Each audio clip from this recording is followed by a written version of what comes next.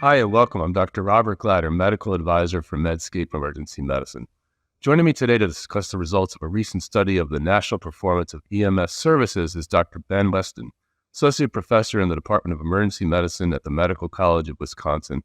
Also joining us is Dr. Paul Pepe, a nationally recognized expert in EMS resuscitation and event medicine. Welcome, gentlemen. Thanks. Thank you.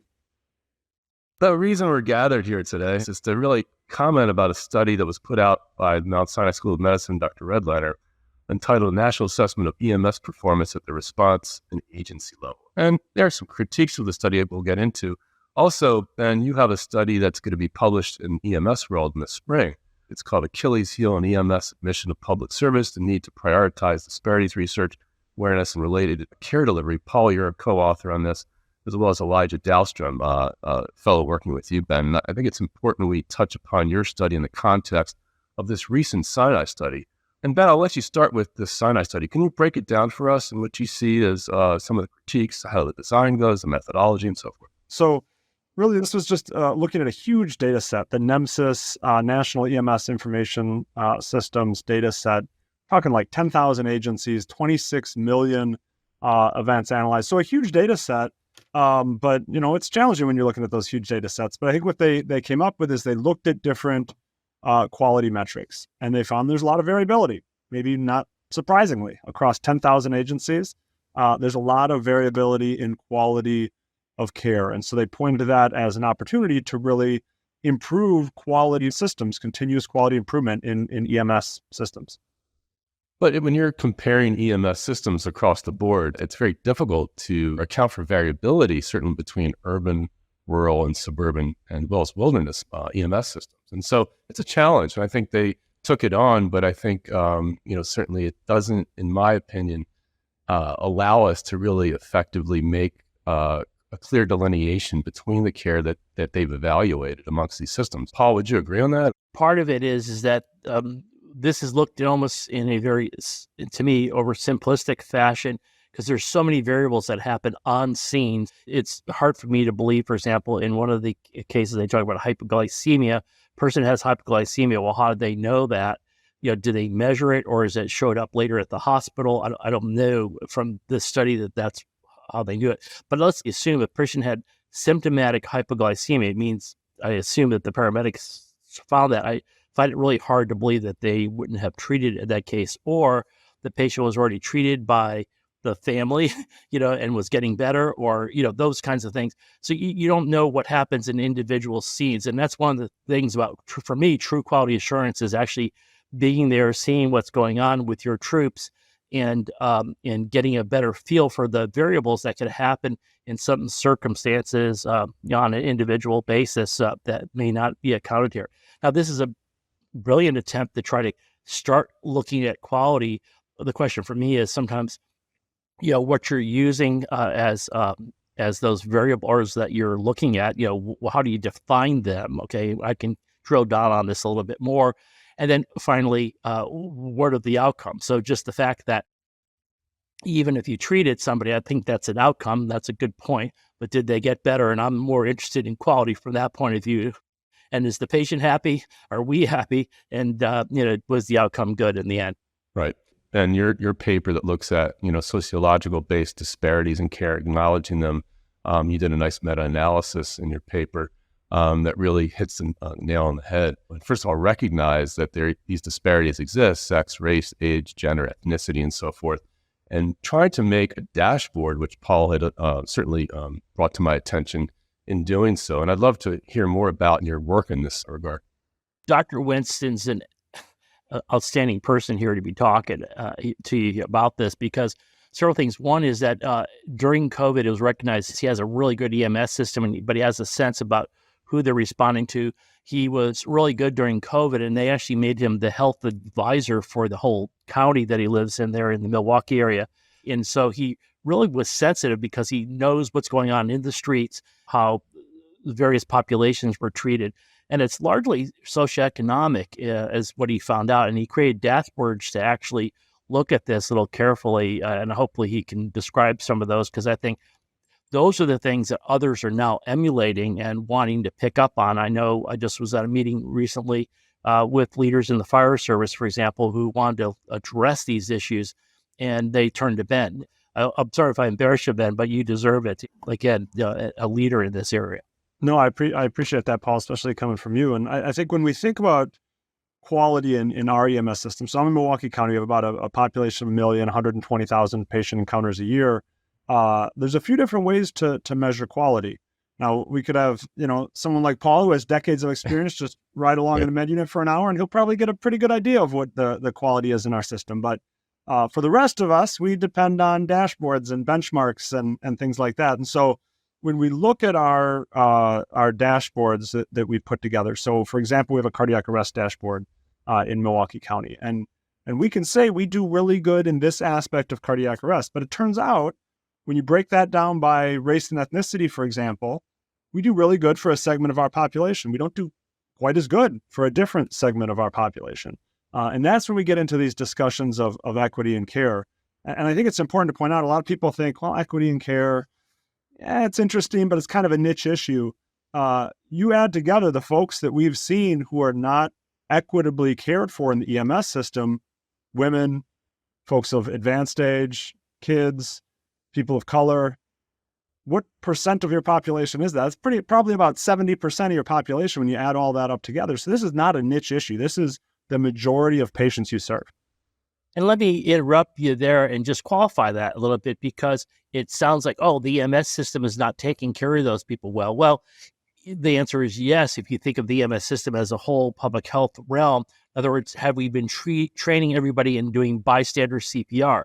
So, for example, is there a language barrier if you're in the Hispanic population and therefore you didn't learn CPR, you didn't get it, or you don't know how to use the system as well? Recently, some systems have developed ways for paramedics to do assessments in Spanish, for example, for stroke. The other biggest problem is not so much the EMS system with stroke as much as the average person knowing when to call in. So we have to do better education. So part of it is education in nature, and a lot of that is socioeconomically driven, as you said. But the other thing is that you got to also know the data too that you're looking at. So if you drill down on, let's say, cardiac arrest, at first glance, it looks like men might have better outcomes. But when you drill down on that a little bit better and you find out that men are more apt to have ventricular fibrillation than women, and then you actually compare them and stratify it according to shockable rhythms versus non-shockables or asystole, ironically, it turns out that women, especially those under 50, have better outcomes. So part of it is understanding your data and not just jumping to a conclusion based on this very binary thing like who did better, men or women. You need to know the background to that. How many got bystander CPR, that kind of thing. I think it's a great point you make, Paul. And also another thing I want to sort of like extend this to is the idea of, I guess implicit bias and being culturally sensitive that you mentioned in your paper, which really is the beginning and sort of the jump off point of treatment by EMS. And that in and of itself, is important. Yeah, I mean, I think it's the jumping off point for the entire conversation. And that's what we do in our system. We start talking about what is equity? How is it different from equality, for example? And why does it matter? When we look at research around the country, when we look at research with our own system, we can see that disparities exist. But then we, like Paul was alluding to, we start talking about why they exist. You go out and talk to EMS providers, no matter what their patient looks like, what their patient's history is, they're trying to do what's best for that patient. But like Paul mentioned, there's this entire cultural, social structure that surrounds the patient care that's provided. And so all of that influences it. But by recognizing these disparities, we can start pulling it apart and understanding why is it that, African-American patients less likely to receive pain control, Hispanic patients less likely to have their stroke recognized, all these different things. How can we tease it out and how can we address it?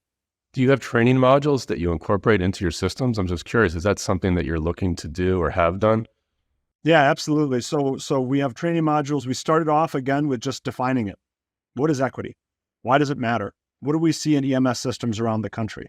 We're working now to get multi-system research together as opposed to just single system, which is most of what's out there right now.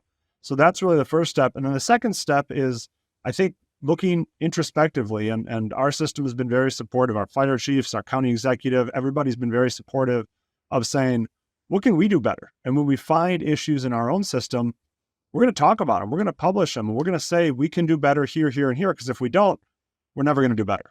And one of the issues that that Ben's talking about is actually making you aware of some of the issues that are there. And the paramedics are well intentioned, but sometimes will not perform as well because they didn't know that they may be distrusted because they're so trusted in some other realms. And then what Ben has done, and many of us have done, is made sure we actually have classes and education that are actually sometimes interactive, which is really kind of cool way. So people really feel like they're part of it. And really has helped a lot. Some of the people who have done a fantastic job in this arena, for example, like Meg Marino down in New Orleans, and I mean, I can go on a whole list of people. They start off with the thing and say, hey, how can we do better? It wasn't like, what are we doing wrong? It was more like, how can we do better? And it's been very, very positive for us. And so I think EMS systems are getting better, but there's so many other factors as well, because sometimes EMS systems aren't doing well. As Ben alluded to, I'm out on the streets in various places around the country.